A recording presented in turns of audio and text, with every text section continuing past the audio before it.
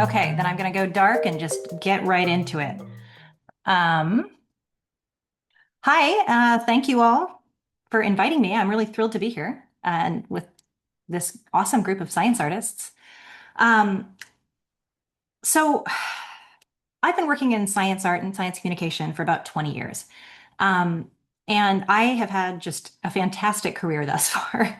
I've been really, really lucky. And I think I attribute a lot of that to just kind of following what interests me. But I want to talk a little bit today just about kind of what that has been, what that journey is for me, and a little bit about where I think I'm going in kind of the current state of art that we're in, which is chaotic and crazy and upending. So, yeah, I've been working for about 20 years and I work across natural science and medicine and really quite a range of sciences.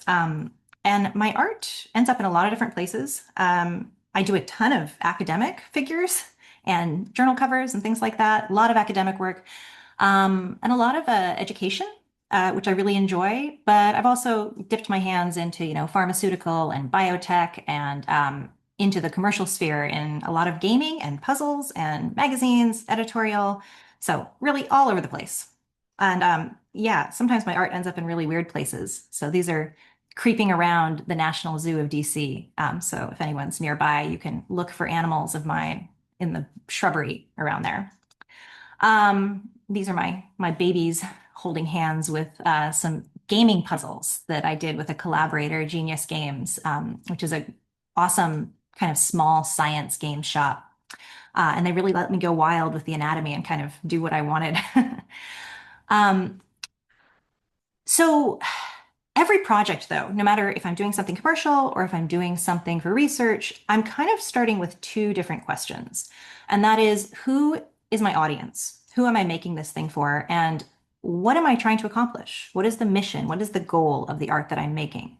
And if I keep those two questions in mind, then that is always kind of the guiding light, the mission in the back of every question I'm trying to tackle in the midst of a project. Uh, so say I'm doing something for a technical audience, um, or for instance, the left side is kind of for medical students, someone with a bit of technical knowledge, they're looking for a lot of detail. I'm going to be a little bit more, precise. I'm going to include more details. I might, be drawing a surgery or something like that. And I need to be really, really precise about my anatomy and where everything is and the steps that we're going to go through.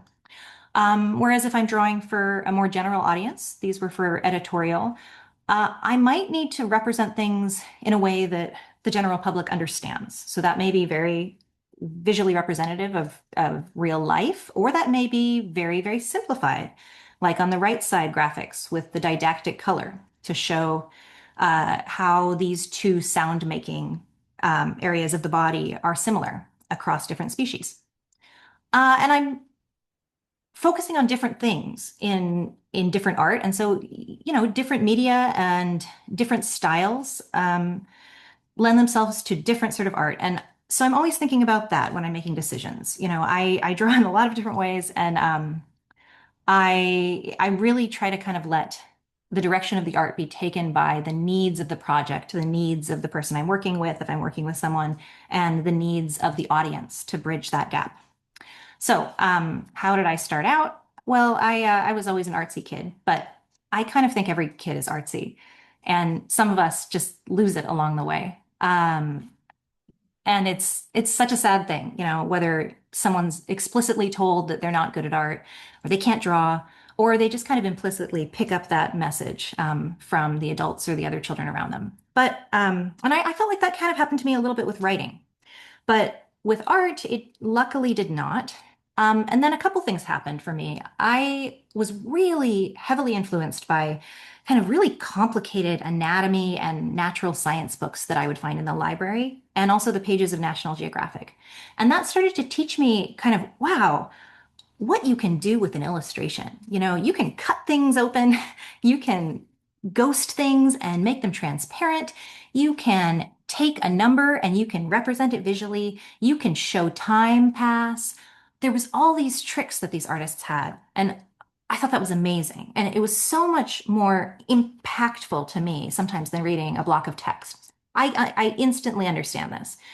And then the second thing that happened in middle school, I discovered the work of Larry Gonick. And if you haven't discovered Larry Gonick yet, you should go check him out. But he's written a cartoon history on basically everything in existence, including a history of the universe. But what I loved about Larry Gonick was with the comics style of science art, I realized, well, you didn't have to do anything in a linear progression. You could go all over the page. And you could show what something was, you could show how it worked, and then you could add characters and have them bouncing around and saying things and adding commentary. And there were so many layers of information that I could add. And so I ditched my, spiral notebooks and I started writing all my notes in blank white notebooks and with pen and ink. And it took me a really long time, and it maybe wasn't the best idea for my grades, but it certainly helped me understand the material in a way that made sense to me. Because as I was receiving it, I was charting it. So another thing I suggest people try if you want to give it a crack.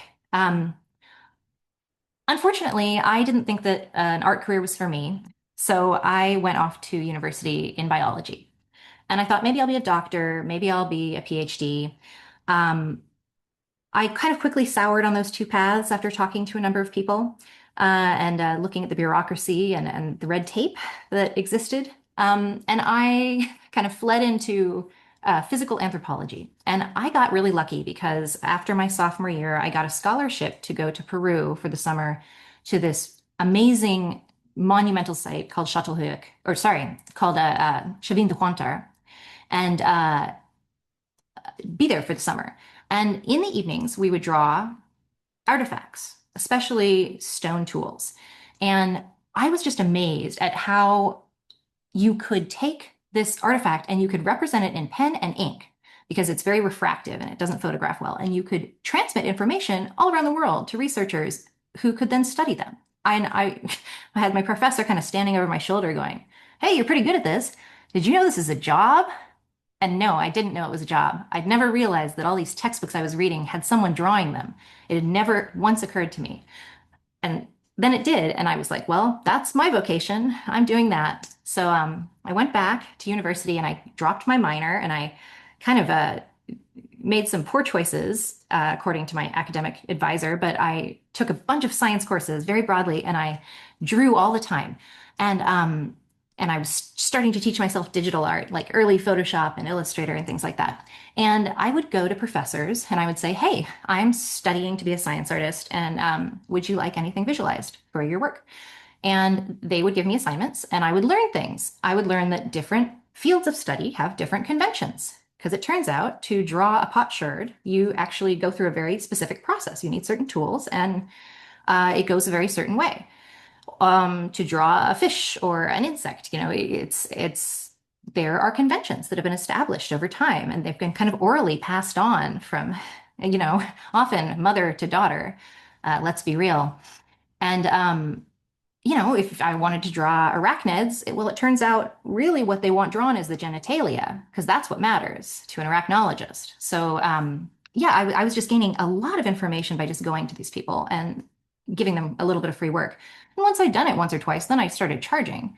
So I kind of just launched my freelance career out of my dorm room, and I was, kind of entering this almost secret society of scientific illustrators that was going back hundreds and hundreds of years. And now, of course, they were paid. A lot of them weren't always paid. You go back and science and art used to be so much more enmeshed.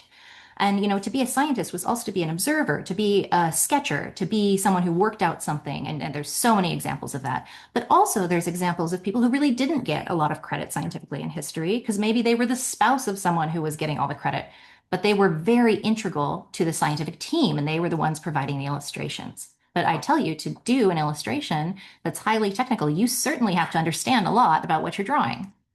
So after university, I dinked around a bit. I did a lot of contract work. I worked in restaurants. I was in Silicon Valley briefly before the crash, and I also got the chance to work on a number of archaeological digs. So I'd go out to the dig and I'd be their archaeological illustrator or one of their illustrators. And this is a site called Çatalhöyük in Turkey that I worked at for a few years in the summers. Wonderful site. Um, and after a few years of that, I decided to get serious. I was getting some jobs. I was working with people. I was doing freelance work remotely or with people nearby.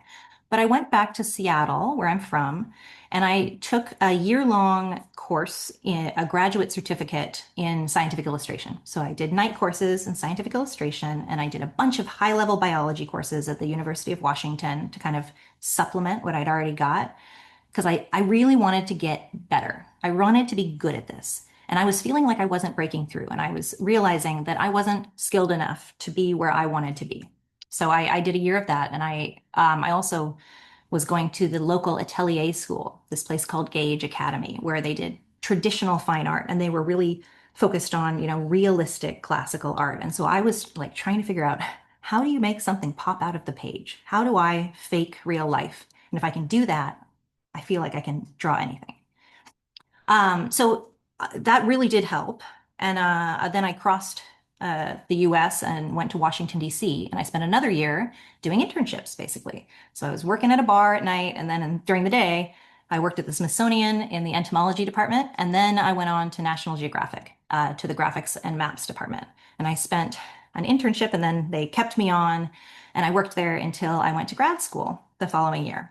Um, and this really, working at the Smithsonian was amazing. I got, the museum culture. And then at National Geographic, I was starting to understand, how to tell a science story. And you can see my science comicking came in handy there. So I would, go through and I would learn all I could and research on a topic, and then I would condense it into something that could be a story.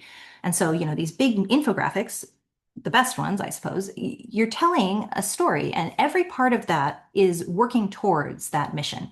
So I was figuring out how do you turn something like this into something like this.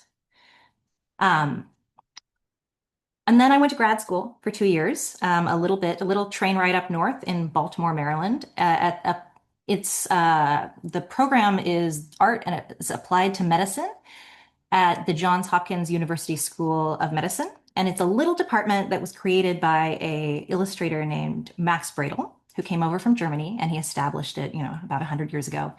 And it's just a wonderful little pocket in the med school. And so we got to go and have this studio space, but then also dissect cadavers with the medical students and take pathology classes with the comparative anatomy grad students and just really be enmeshed in this hospital culture, and go see surgeries, which was quite fascinating and something I couldn't get anywhere else to be let into those doors. So I spent 2 wonderful years there.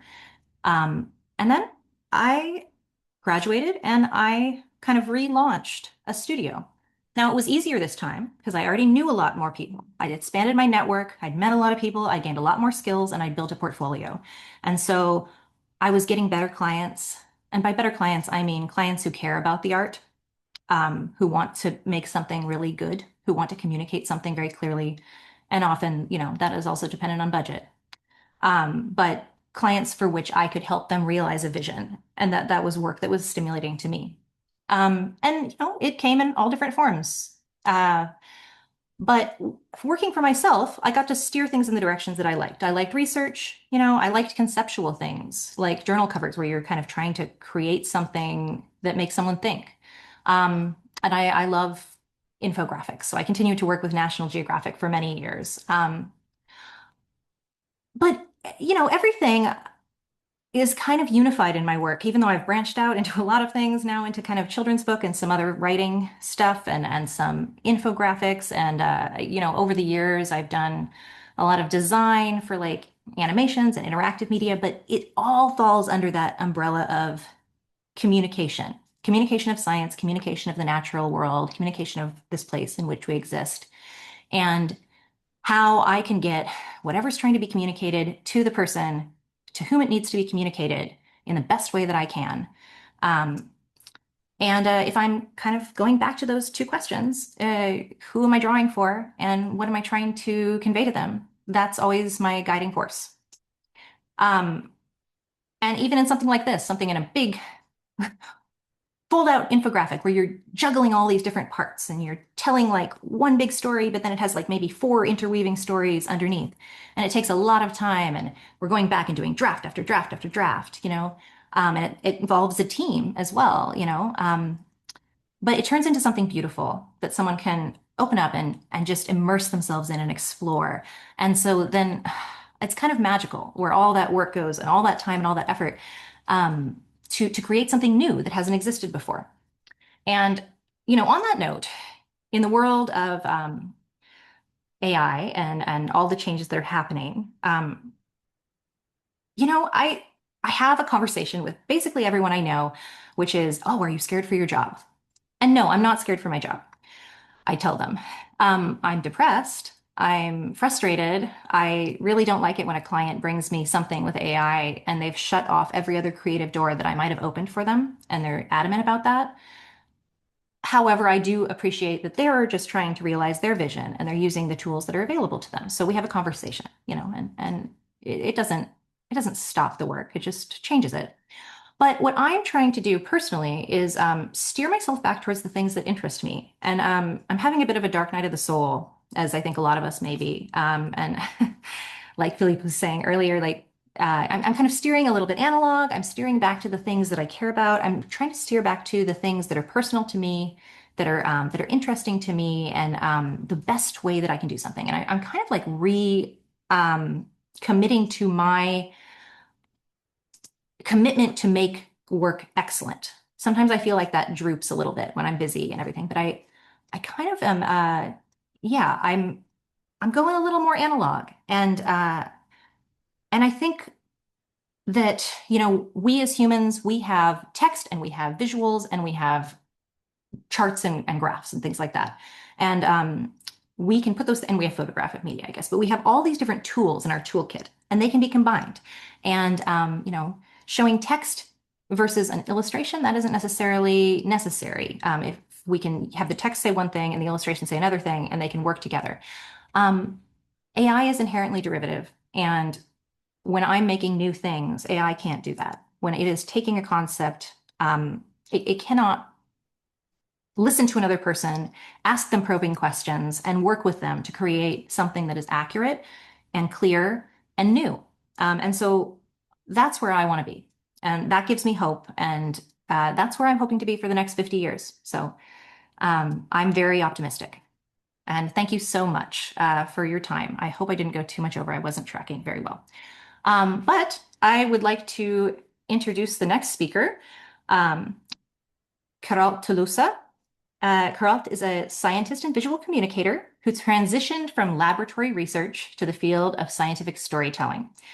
And she has a PhD in biomedicine and specializes in translating complex molecular and cellular data into precise 2D and 3D animations and medical illustrations. Her work focuses on ensuring technical research gains the visibility it deserves through high-impact design, and by combining academic rigor with innovative visual strategies, Carol helps researchers and institutions present their findings with clarity and precision. She's based in Barcelona, and she operates at the intersection of high-level science and professional design to enhance scientific engagement. So I'm going to stop sharing, and please help me welcome Carol. Thanks.